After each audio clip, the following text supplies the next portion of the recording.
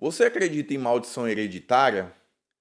Que aquilo que seus pais e avós fizeram traz maldição sobre a sua vida? Fique nesta aula e saiba mais.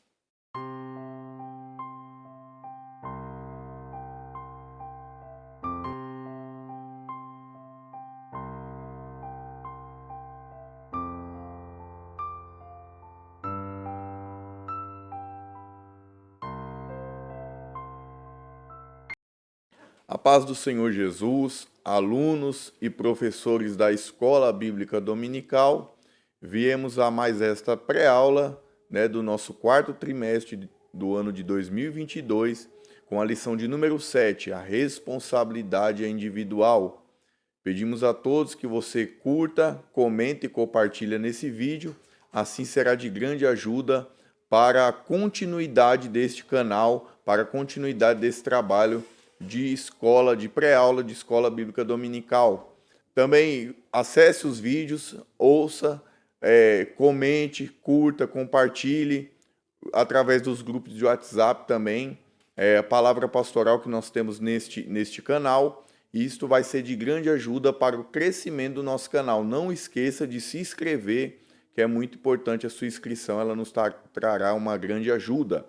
Bom, vindo à lição de hoje, mais uma vez nós lembramos a todos, que nós estamos nesse último trimestre do ano de 2022. O nosso tema é a responsabilidade individual. O texto áureo está localizado aqui em Ezequiel, capítulo 18, versículo 20, que diz assim, a alma que pecar, essa morrerá. O filho não levará a maldade do pai, nem o pai levará a maldade do filho. A justiça do justo ficará sobre ele, e a impiedade do ímpio cairá sobre ele. Está aqui em Ezequiel, capítulo 18, versículo 20, onde também estará na nossa leitura bíblica em classe. A verdade prática, lembrando que ela está aqui também dizendo assim, para além da responsabilidade individual, a palavra de Deus se posiciona contra o fatalismo, isto é, contra a ideia de que tudo está determinado por um rígido destino. A nossa leitura bíblica em classe está aqui em Ezequiel, capítulo 18, do versículo 20 até o versículo de número 28, que vai dizer assim, vamos ler, para que nós possamos frisar. Você que está no seu lar aí, nesse momento acompanhando esta pré-aula, você abre a sua Bíblia ou sua revista e vamos ler aqui o contexto aqui da nossa lição de hoje, que diz assim, a alma que pecar, essa morrerá. O filho não levará a maldade do pai, nem o pai levará a maldade do filho. A justiça do justo ficará sobre ele, e a impiedade do ímpio cairá sobre ele. Mas se o ímpio se converter de todos os seus pecados que cometeu, e guardar todos os meus estatutos, e fizer juízo e justiça, certamente viverá e não morrerá. De todas as suas transgressões que cometeu, não haverá lembrança contra ele. Pela sua justiça que praticou, viverá. Desejaria eu, de qualquer maneira, a morte do ímpio? Diz o Senhor Jeová, não desejo antes que se converta dos seus caminhos e viva. Mas, desviando-se o justo da sua justiça, e cometendo a iniquidade, fazendo conforme todas as abominações que faz o ímpio, porventura viverá? De todas as suas justiças que tiver feito, não se fará a memória, na sua transgressão com que transgrediu, e no seu pecado com que pecou, neles morrerá. Dizeis, porém, o caminho do Senhor não é direito, ouvi agora a casa de Israel. Não é o meu caminho direito? Não são os vossos caminhos torcidos? Desviando-se o justo da sua justiça, e cometendo iniquidade, morrerá por ela. Na sua iniquidade que cometeu, morrerá.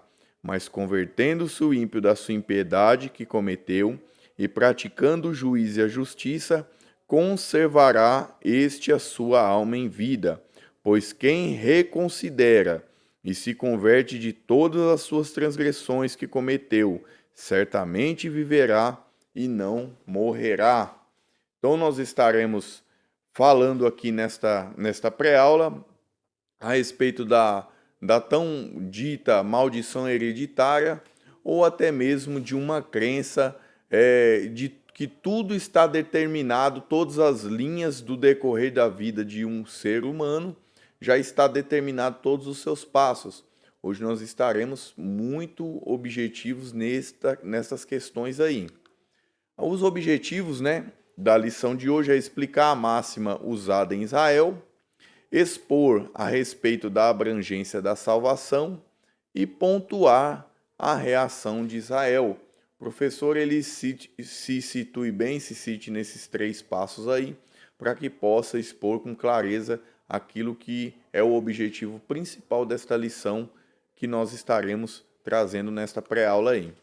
Aqui a introdução ela diz assim, o ponto de partida desta lição é uma máxima muito usada em Jerusalém e também entre os exilados de Babilônia, que diziam: os pais comeram uvas verdes e os dentes dos filhos se embotaram. Jeremias capítulo 31, versículo 29.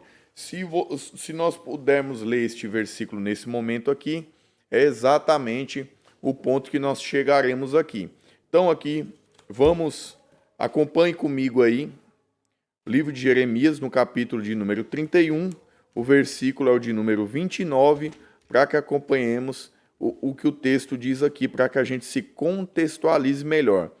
Diz assim, naqueles dias, nunca mais dirão, os pais comeram uvas verdes, mas foram os dentes dos filhos que se embotaram. Versículo de número 30, Ao contrário, cada um morrerá pela sua iniquidade, e de todo homem que comer uvas verdes, os dentes se embotarão.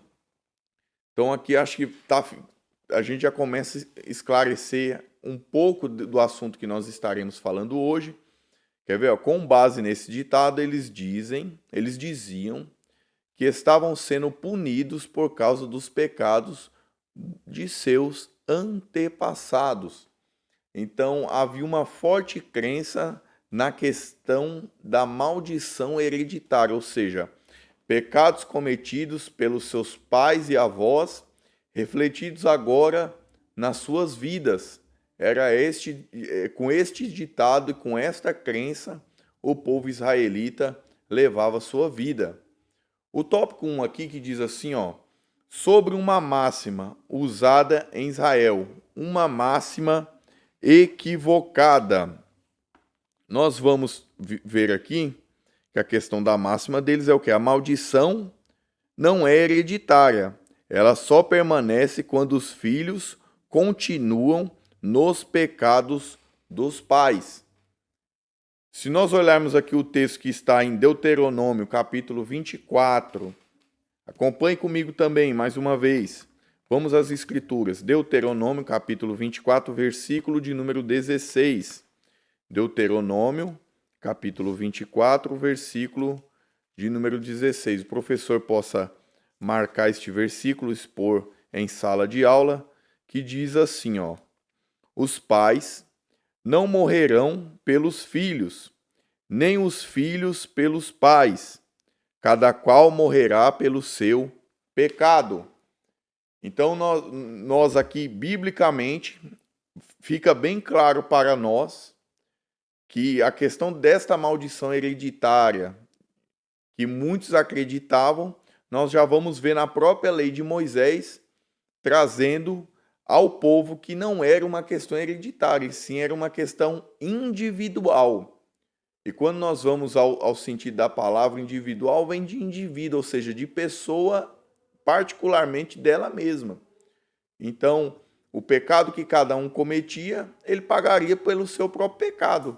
Se os filhos permanecessem no pecado, aí sim haveria consequências mediante a continuação de uma vida baseada no pecado. O texto 2 aqui, desse tópico 1, que diz Jeremias e Ezequiel trataram do assunto. A gente vai ver aqui que os dois vão tratar, nós vamos ver alguns versículos, se nós entrarmos aqui, por exemplo, no capítulo de número 18, versículo 2 e versículo 3 de Ezequiel, nós já encontraremos Ezequiel tratando a respeito desse assunto aí. Ezequiel, capítulo 18, versículo de número 2 e versículo de número 3. É importante que a gente, professor de escola bíblica dominical, você venha frisar em classe estes versículos aí, para que venha a ser usado até mesmo em matéria para refutar qualquer tipo de doutrinação à questão do pecado, né? Na questão aqui da maldição hereditária, que diz assim, ó: que tendes vós que dizeis esta parábola acerca de Israel, dizendo: os pais comeram uvas verdes, e os dentes dos filhos se embotaram? Vivo eu, diz o Senhor Jeová, que nunca mais direis estes provérbio em Israel. Então nós vimos pela primeira vez Jeremias, e agora nós vamos ver Ezequiel tratando do mesmo assunto, ou seja, desta máxima, deste ditado popular em Israel, colocando sobre os seus pais a responsabilidade do mal que estava acontecendo sobre a vida deles. Nós sabemos que Israel já tinha sofrido o ataque babilônico no ano 606 a.C., onde o profeta Daniel com os nobres foram levados cativos para a Babilônia.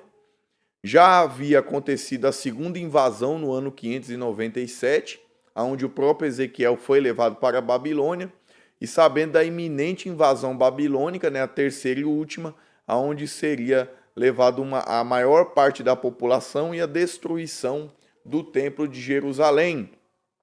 E o povo atribuía essa questão do que o mal que estava acontecendo sobre eles naquele exato momento não a um pecado particular seu, mas sim estavam trazendo à tona e responsabilizando seus pais e avós por conta deste infortúnio que estava acontecendo em Israel naquele momento. E nós vamos ver no versículo de número 3 que nós acabamos de ler em Ezequiel, o próprio Senhor dizendo: vocês não usarão mais esta expressão. Por quê? Porque eles entenderiam que aquele momento era único e individual daquela geração que estava pecando contra o Senhor através de uma vida de idolatria. O texto 3, né, do tópico 1, que fala sobre o problema em nosso tempo. Esse texto 3 aqui, nós vamos ver da questão hereditária, que vai falar aqui que algumas igrejas elas doutrinam a respeito desta batalha espiritual, né? Que eles creem realmente que existe essa maldição hereditária, né? E através daquilo que aconteceu no passado, através de pais e avós, isto vai ser perpetuado na sua vida. E usam-se muito, né, a questão do terceiro mandamento aqui, do aborrecer ao Senhor. Mas se nós viermos ao texto aqui de Êxodo, capítulo 20, né, o versículo de número 5, vamos usar mais um texto aqui. Êxodo, capítulo 20, versículo de número 5, segundo livro da Bíblia aí. Você, professor, exponha em sala de aula, e você, aluno aí, grave na sua revista aí, até mesmo para participação na aula, né, para que venha poder ajudar também o professor em classe aí. O versículo 5 diz assim, ó: não te encurvarás a elas, nem as servirás, porque eu, o Senhor teu Deus, sou Deus zeloso, que visita a maldade dos pais nos filhos, até a terceira e quarta geração. Aí usam este versículo para sustentar esta doutrina da maldição hereditária. Só que nós temos que ir ao contexto no geral. O final do versículo diz assim, ó: daqueles que me aborrecem. Ou seja, o Senhor diz da terceira e quarta geração daqueles que me aborrecem. Então tem um porém aí no meio de tudo isso daí. Tem um porquê. Então não é simplesmente terceira e quarta geração, sempre irá ser assim. O Senhor, ele está dizendo dentro deste contexto aqui que nós vemos no versículo, que tem um porém. Qual é esse porém? Se continuarem aborrecendo ao Senhor. Porventura, se houver uma conversão, com certeza esse caminho ele é corrigido aí. Se nós até mesmo virmos a lição aí, neste mesmo tópico, você vai poder frisar aqui, em 2 Coríntios capítulo 5, versículo 17, que diz o quê? As coisas velhas já se passaram, eis que tudo se fez novo.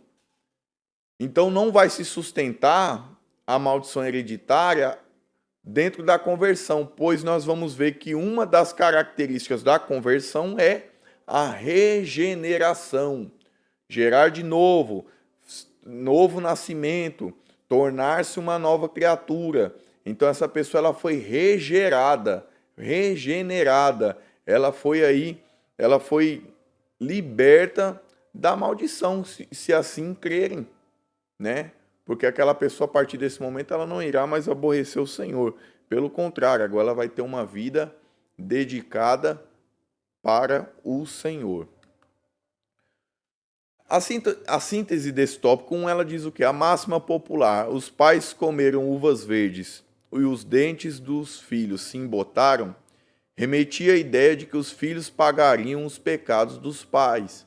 Então, esta que é a base aqui deste tópico aqui que nós lemos. Trazer esta questão que muitos pregam em muitos púlpitos, ainda esta questão de maldição hereditária. Se nós formos ao outro texto aqui, 2 Crônicas, capítulo 7, inauguração do templo, nós vamos ver que Salomão ele vai conversar com o Senhor. Vamos a esse texto aí também. 2 Crônicas, capítulo 7. Vamos aqui pegar um bom contexto aqui, né, para a gente entender melhor aqui o que a gente vai falar nesse momento. 2 Crônicas, capítulo 7. Se você pegar o verso 14, já todo mundo já sabe de qual é salteado, né? Mas vamos ver aqui, ó. Se nós viermos um pouco atrás aqui, deste texto aqui, vamos a partir do versículo número 12. 2 Crônicas, capítulo 7, versículo 12, vamos até o de número 15, para a gente pegar o contexto. Vai dizer assim, ó. E o Senhor apareceu de noite a Salomão e disse-lhe: ouvi a tua oração e escolhi para mim este lugar para a casa de sacrifício. Se eu cerrar os céus e não houver chuva, ou se ordenar os gafanhotos que consumam a terra, ou se enviar a peste entre o meu povo, e se o meu povo que se chama pelo meu nome se humilhar e orar, e buscar a minha face e se converter dos seus maus caminhos, então eu ouvirei dos céus, perdoarei os seus pecados e sararei a tua terra. Agora estarão abertos os meus olhos e atentos os meus ouvidos à oração deste lugar. Ou seja, Deus estava dizendo o que para o povo? Se porventura o mal sobrevir sobre vocês, como se nós lermos o livro de Juízes, por exemplo, que é conhecido como o livro das derrotas, toda vez que o povo voltava-se para a idolatria, o Senhor permitia que uma determinada nação subjugasse. Quando o povo clamava por socorro ao Senhor, o Senhor enviava ali o socorro. Então este versículo aqui, esse contexto aqui desse texto aqui de 2 Crônicas encaixa bem nisso. Ainda que o povo levasse uma vida de pecado, se houvesse conversão, havia misericórdia. Então o Senhor estava pronto para perdoar. O tópico 2 da nossa revista, que diz assim, sobre a salvação para todos os seres humanos. Há esperança para o pecador. Eu frisei aqui a questão que diz assim, a vontade de Deus é a salvação de todos os seres humanos para que ninguém se perca. A vontade do Senhor é essa, para que nenhum venha se perder. Dentro desse tópico nós temos 3 textos aí, né? Em João, 1 Timóteo, 2 Pedro. Vamos aí também, eu peço ao professor que frise os textos, pois nós estamos aqui lidando com uma doutrina bíblica que alguns ensinam por aí, e a única maneira de nós combatermos falsas doutrinas é dentro da própria palavra de Deus. Então, João capítulo 5, versículo de número 40, é o texto que nós iremos usar aqui. Nós temos mais 2 textos auxiliares aí, mas nós vamos usar o texto de João capítulo 5, versículo de número 40 aí. E não quereis vir a mim para terdes vida? Ou seja, o que esse texto de João está dizendo? Vem a mim para que você viva, para que você tenha vida. Ou seja, essa questão que a pessoa ela tem uma maldição hereditária sobre a vida dela e ela está condenada desde o seu nascimento à perca eterna, à perdição eterna, isso é um equívoco muito grande. Nós vamos ver, por exemplo, que se nós acompanharmos o texto que diz em 1 João, capítulo de número 1, versículo número 11 e 12, que vai dizer o quê? Veio para o que era seus, mas os seus não receberam. Mas todos quanto o quiseram receber, deu-lhes o poder de se tornarem filhos de Deus. Ou seja, não há uma condenação predestinada a todas as pessoas. Há um caminho de salvação. O Senhor ele vai fazer um convite que ele vai dizer: vinde a mim, todos que estão cansados e oprimidos, e eu vos aliviarei. Ou seja, não é um convite especificamente a pessoas determinadas, ou seja, é um convite abrangente, é um convite que engloba a todos. Este é o convite do Senhor aí. O texto 2 aqui, né, do tópico 2, refutando um pensamento fatalista, né, eu frisei aqui assim, ó, responsabilidade individual, de maneira textual e direta. A palavra alma nesse contexto significa a própria pessoa. Então nós temos que entender que a questão aqui ela é individual na questão da responsabilidade, mas ela é pessoal na questão da salvação. Porque a salvação ela não é individual, a salvação ela é pessoal. Ela não é individual, pois precisamos de Jesus. Nós precisamos deste sacrifício que nos dá vida. Mas a responsabilidade de alcançar esta salvação é individual, porque cada ser humano, lembrando a todos, todo mundo é um sacerdote, e como sacerdote, todo mundo tem que oferecer o seu sacrifício, todo mundo tem que levar o Deus a qual serve, aonde for, como um sacerdote, né? E tem aí o dever de ensinar. A igreja ela tem o ministério do ensino, que ela precisa ensinar do Senhor onde ela estiver. Esta igreja precisa representar o Senhor como um sacerdote aonde ela estiver, ou seja, individualmente falando. Aonde o indivíduo está, a igreja ela tem que estar presente também. O texto 3 aqui, 2 situações que está descrita no versículo aqui, o 22 e o 24, do texto a qual nós lemos aqui na leitura bíblica. Se o pecador abandona sua vida cheia de pecados, todo tipo de maldade, iniquidade, e se volta para Deus, tal pessoa é perdoada.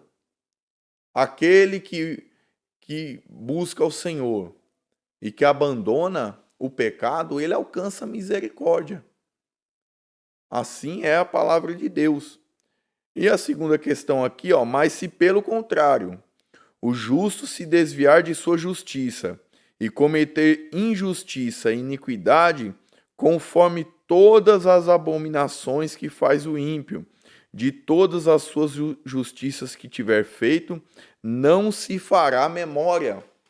Ou seja, a questão na presença de Deus, ela é um caminho a ser galgado com começo, com meio e com fim. Quando nós falamos de conversão, nós viemos a falar da questão da santidade, nós vamos ver que no instante da conversão, Existe a santidade instantânea, ou seja, naquele momento aquela pessoa, a Bíblia vai dizer, aquele que roubava não rouba mais, aquele que mentia não mente mais, aquele que odiava ele não vai odiar mais. Ou seja, ele recebeu instantaneamente a santidade na sua vida. Só que esta santidade, ela tem que ser progressiva. Ela tem que crescer, ou seja, nós temos que ter cada momento uma aproximação do Senhor. E por terceiro, a santidade ela também tem que ser permanente, em todo tempo sejam os teus vestidos alvos como a neve. Então, o crente ele tem 3 caminhos de santidade: instantânea, permanente e progressiva. A nossa vida nós temos que entender que há uma luta muito grande espiritualmente falando. Nós temos 2 naturezas hoje habitando em nós. A natureza carnal, que hoje ela está subjugada pela natureza espiritual, aonde está descrito lá em Gálatas capítulo 5, lá, a respeito do fruto do Espírito. Enquanto o fruto do Espírito ele habita na nossa vida, a velha natureza ela está subjugada. Quando nós deixamos de alimentar esta nova natureza que nós temos, como se fossem 2 leões, né? Quando nós deixamos a nova natureza, ela não é mais alimentada, a velha natureza ela começa a voltar, os pecados começam a aparecer novamente, e o que acontece? As obras que foram realizadas no decorrer da caminhada cristã, ela cai no esquecimento, pois houve um abandono aí da nossa fé. Então, aqui o texto vai dizer no versículo 24, o seu pecado com quem pecou neles morrerá. Ou seja, a pessoa vai morrer no pecado. É possível sim o salvo perder a salvação temporariamente ou definitivamente. Então há 2 caminhos aí. Ele pode temporariamente estar sem salvação, tanto dentro como não da igreja, ou pior, perder de uma vez por todas. A síntese do tópico 2, ele diz assim, o ensino no livro de Ezequiel revela que a salvação está disponível a todos. Então, a salvação não é uma questão de raça, não é uma questão de classe social. Sim, é uma questão de ouvir o chamado do Senhor, que é um chamado universal, que engloba todos os seres humanos. Vinde a mim todos. O texto 3 aqui, que fala sobre a reação de Israel, uma pergunta retórica. Eu frisei aqui desse texto 3, essa questão, não é o meu caminho direito, é uma pergunta retórica. O Senhor pergunta, não é o meu caminho direito? Não são vossos caminhos torcidos? Então esta pergunta o Senhor já sabe a resposta, ele não necessitaria ouvir do povo. Então dentro desta retórica, Deus responde ao povo dizendo, os caminhos do Senhor são corretos e os do povo são torcidos. Deus tem um caminho reto e o ser humano tem um caminho errado. Então o chamado do Senhor é um chamado para o arrependimento e não para a punição.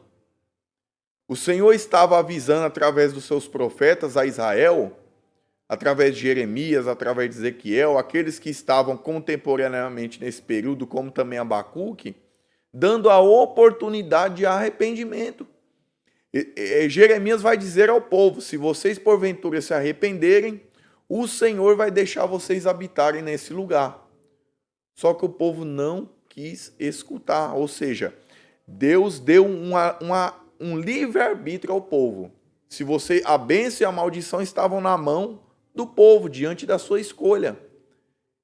Deus, dentro da sua imutabilidade, nos dias de hoje é a mesma coisa. Deus não vai interferir no livre-arbítrio.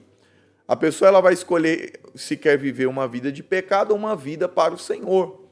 Só que nós temos que entender, diferente da maldição hereditária, nós temos que gravar uma coisa.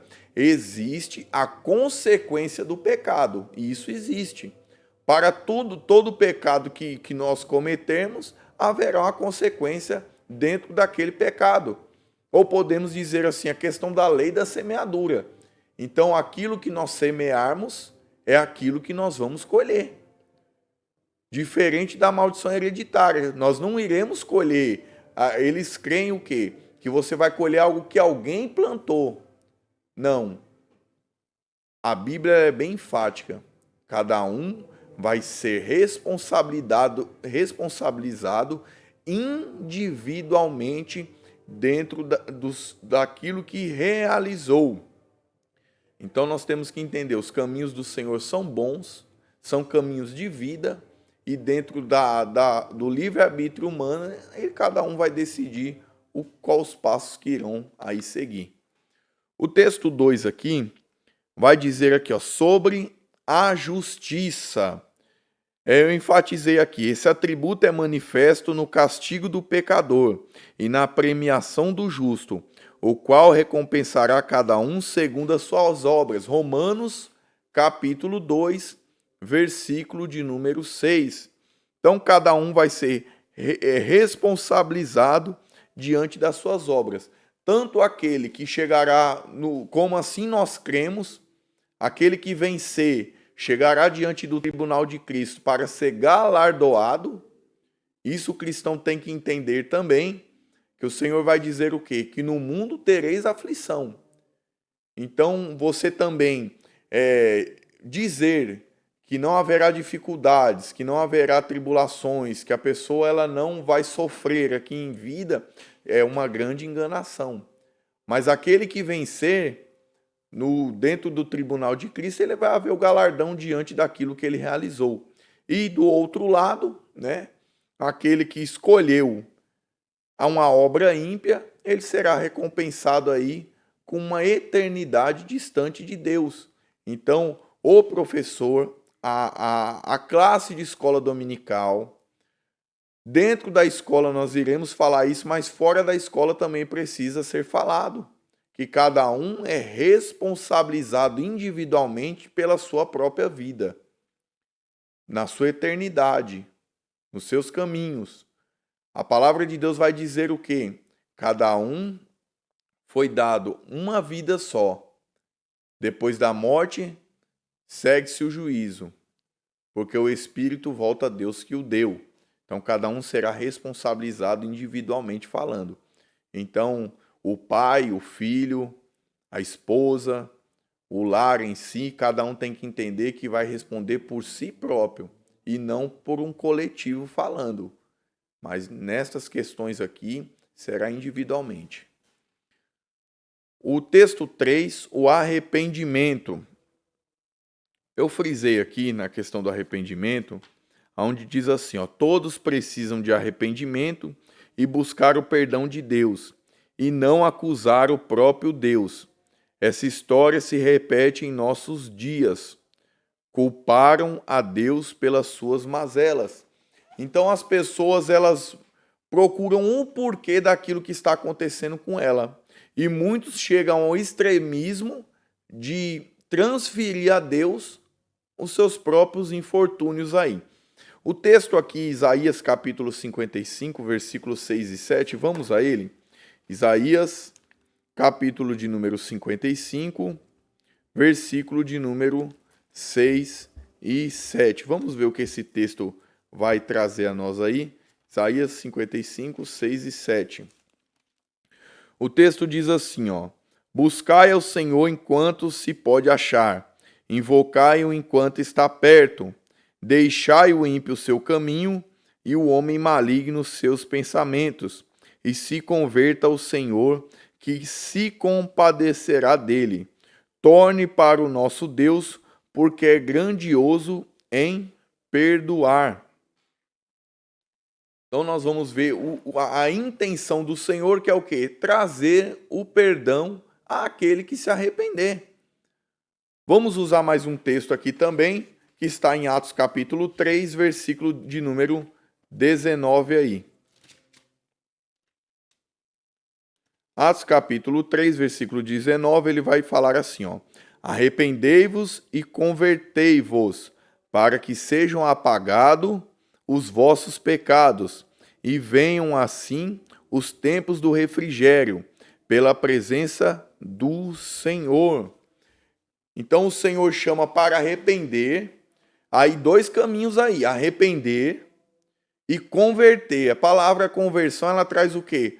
Uma questão de sentido, de retorno, de volta, ou seja, era alguém que estava caminhando para o inferno e agora ele fez uma conversão, ou seja, ele voltou o caminho. Agora ele está diante do quê? Do caminho da salvação. Então o Senhor ele vai chamar aqui. Se nós lermos o texto aí áureo, que muitos usam que o texto é o áureo da Bíblia, né? João capítulo 3, versículo 16, que vai dizer que Deus amou o mundo de tal maneira que deu seu Filho unigênito para todo aquele que nele crê, não pereça, mas tenha vida eterna. Ou seja, Deus está mostrando aqui, todo aquele que nele crê, ou seja, tem um porém, há uma crença. Se nós olharmos para os dois ladrões que estavam na cruz, os dois estavam diante da mesma situação, um caminho de morte. Só que um dos dois creu. Ele creu que o Senhor era o Rei dos Reis, que havia um paraíso. E ele disse: Senhor, lembra de mim quando o Senhor entrares no teu reino. E o Senhor disse para ele: hoje mesmo estarás comigo no paraíso. Ou seja, é uma questão de arrependimento. É uma questão de arrepender e converter-se, de voltar o caminho. Não basta só se arrepender. Não basta o homem só chorar o seu pecado. Também é necessário que o homem converta do mesmo. A síntese do tópico 3, a acusação dos exilados em Babilônia contra Javé, seu Deus de injustiça, se reverte contra eles mesmos. Ou seja, acreditar que os infortúnios da nossa vida são causados pelo Senhor, isso aí ela trará consequências, principalmente na questão do homem não reconhecer os seus próprios pecados. A conclusão ela diz assim, depois de refutar o imaginário popular que Deus estivesse sendo injusto pelo castigo do povo, o profeta chama os seus leitores para uma reflexão. Esse discurso soteriológico é muito importante e continua atual na vida da igreja e na pregação cristã. É nossa responsabilidade levar esta mensagem aos perdidos da terra. Então, soteriologia, né? Estudo da salvação, nós precisamos levar as pessoas a esta questão aí. Deus abençoe a cada um que permaneceu conosco aí até o fim desta lição. Não esqueça, curta, comenta e compartilha. Também, se possível, ative o sininho aí para que você seja notificado dos próximos vídeos que irá ocorrer neste canal. Que Deus abençoe ao professor e aos alunos e que tenha uma boa escola dominical em nome de Jesus.